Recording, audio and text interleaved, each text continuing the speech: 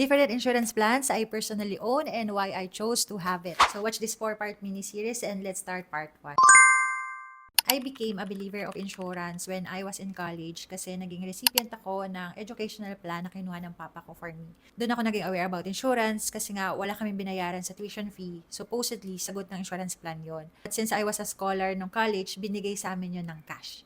Doon ko naging goal na magkaroon ng insurance plan once na magkaroon ako ng family. I got my first insurance plan when I was 27 years old when we had our first baby.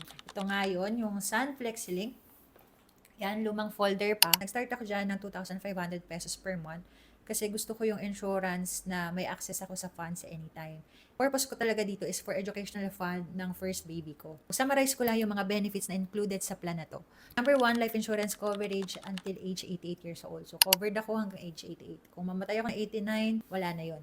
Number 2 is may investment component siya. So, nakakapag-invest ako sa stock market through this plan.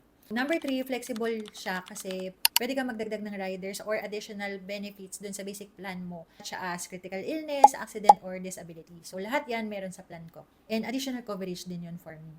Number 4, payable siya at least 10 years. Pero ako, ang mindset ko kasi sa VUL guys, habang may income ako, tuloy-tuloy lang yung pagbabayad ko. Hindi ako hihinto. Number 5, may fund value na pwedeng gamitin kung sakaling hindi ka makabayad for a while.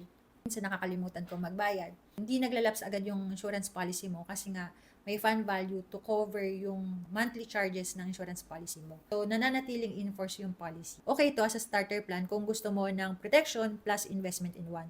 So, di ka lang insured dito. At the same time, gusto mong makapag-save through investing. And affordable din siya kasi merong coverage na pwede kang mag-start ng 1,000 per month lang.